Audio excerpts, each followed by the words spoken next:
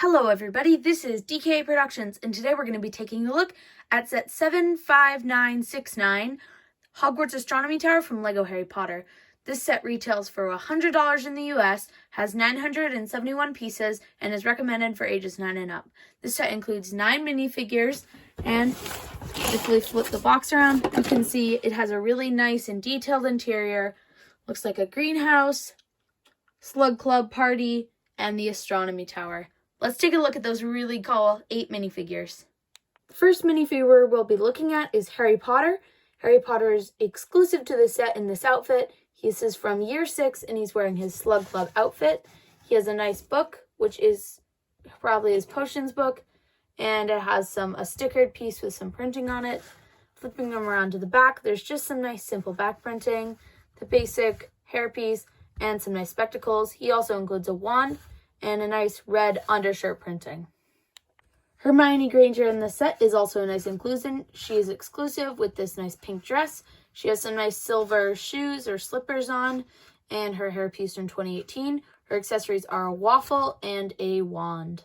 Lovegood is looking snazzy as ever. She has a nice lilac or lavender dress with some nice silver metallic printing and on her dual molded legs. She has some nice black boots and a brown wand as her accessory. One comment I will say, I kind of wish LEGO would make a new hairpiece because they did make this one for 2018, but they made this because she had the little book satchel piece, and that makes a little space in her back. So this will always have this little tiny space there, and that just kind of bothers me a little bit. And then looking at the back of the minifigure, it's the same kind of printing with a more of a shocked face. I love the new Ron figures. They just look so good, especially the one in the CMF series. And this one's no exception. I really like the new torso print. It looks really nice. And just plain sand blue jeans are nice because we don't often get LEGO pants in the color of jeans. He also has the swoosh hairpiece in orange, and he has kind of a disgusted hairpiece as well as a brown one as his accessory. This is the first time we've ever gotten lavender brown in the LEGO set, and that makes her automatically exclusive. Her purple legs aren't exclusive, but they're really nice to just get plain legs. She has a nice pink torso with hearts on it and a star necklace. On the back, she is actually using a LEGO Friends hairpiece, so it is made of the softer material, and she has a little pink ribbon on the back. She also has a reddish brown wand as her accessory. This Neville Longbottom is also exclusive to the set. He has some nice black pants, which are always nice to get, as well as a nice waiter's top, which if you were able to get a bunch of, you could probably make a fancy restaurant. You also get a nice little shield piece, but in this case, they use it as a serving tray. He has more of a smiley, happy-ish face, and a brown wand with some white gloves. Another exclusive minifigure. This one is Horace Slughorn. He has the nice old man hat and a very nice old face, which we don't see often. I really like his torso print. It's kind of more of an old medieval style thing. He has this red-brown overcoat, really nice printing on the back there, and a dark brown wand to match his pants. And the last minifigure of the set is another exclusive. It's Draco Malfoy. And a quick thing to point out, all of these figures are from the 6th book, the Half-Blood Prince, so that's why they're all older. I like this figure. I like getting the open Slytherin robes. I think that looks nice. I like the blonde hairpiece, as if I ever cut my hair again, this will look pretty good for it. And it's overall just a really nice figure. And in the instructions, they don't give him any accessories, but if you collect any of the Harry Potter sets, you have extra wands, and you can give him one if you want. Back in May, when we saw the leaked pictures, or not leaked, but the pictures for the new Harry Potter sets, first, my eyes were instantly drawn to the Burrow and the Privet Drive, which are definitely good sets, and I kind of overlooked this one and thinking, oh, just another Hogwarts expansion, probably not going to get it, didn't get the last 2, even though I want them, it's just not something on my, but then I started looking at it more, and it just made me it's probably the best looking of the Hogwarts expansions. It's just so clean, and there's not a lot of studs showing, and it's very smooth looking, and it just is overall really nice looking model. It's the most detailed model. It's the biggest model for the minifig scale Hogwarts sets. And it just looks the best. And when I saw it on store shelves back in August 15th, because Target got them early, I was like, yeah, we'll be getting this because it's just such a really nice looking build. And this is actually built in 3 sections. So the first section that you build is this right here, which is the little greenhouse. And inside the greenhouse, you'll see some nice mandrakes, which are printed, as you can see. It's a really nice build. You have, actually the top is kind of removable, and I like how they did that. You can see the dragons here, which are, I like that they added those because that's really accurate to the movie.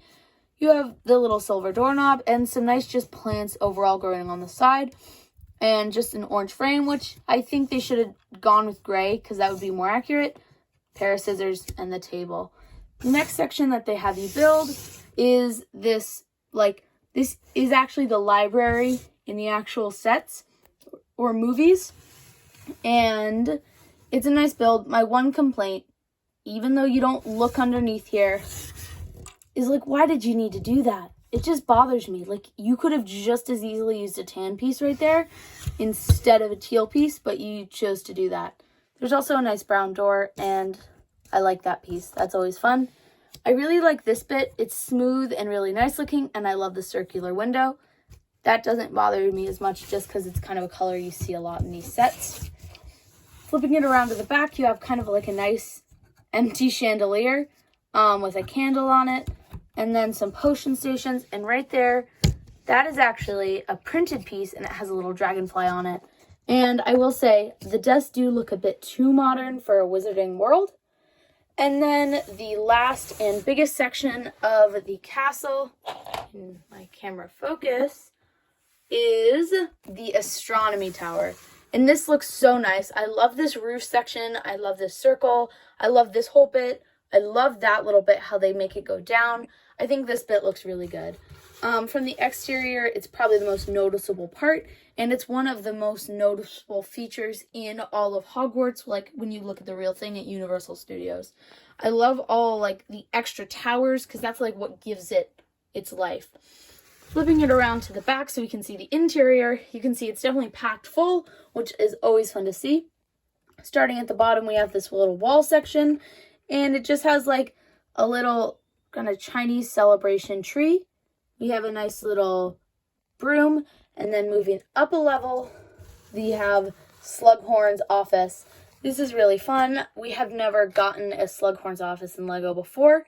There's a nice little lighting build, a letter, and then all the way in the back, if you can see those stickers, those are little bookshelves, and those are a pain in the butt to put on.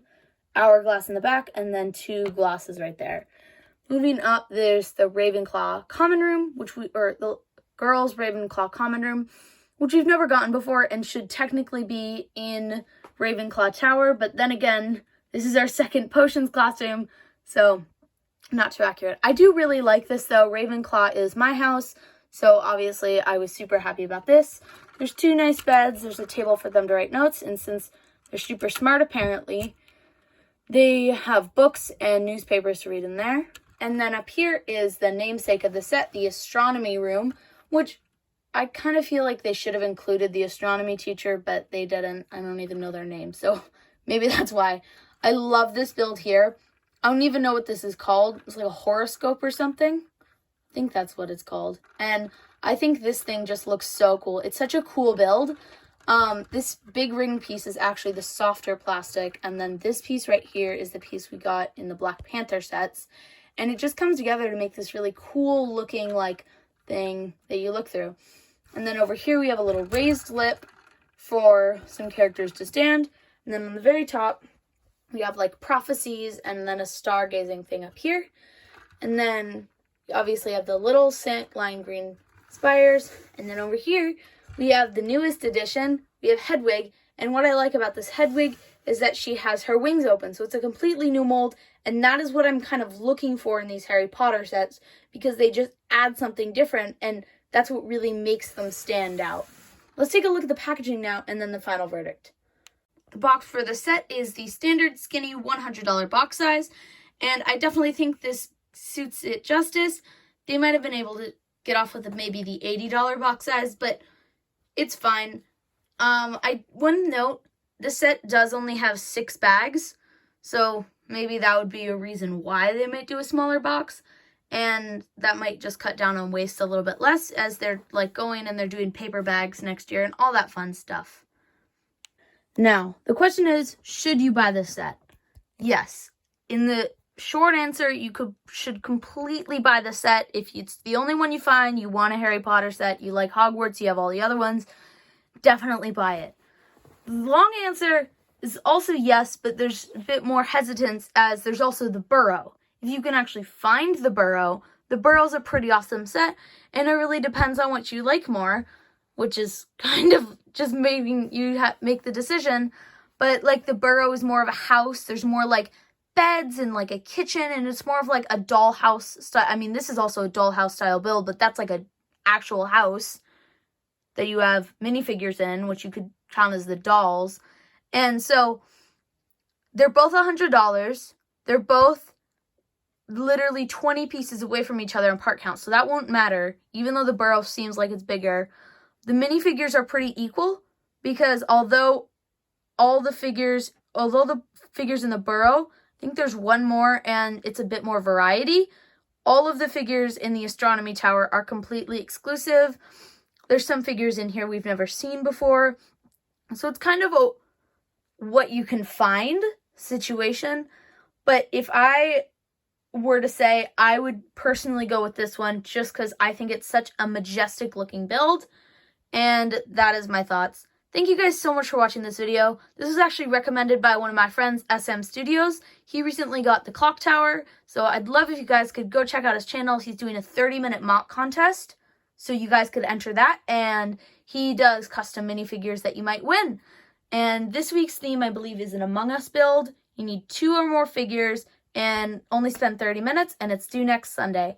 Thank you guys so much for watching this video. Make sure to like, comment, subscribe, and turn on the notifications so you don't miss another one of our videos. We're trying to get to 100 subscribers before January 13th next year. And bye, guys!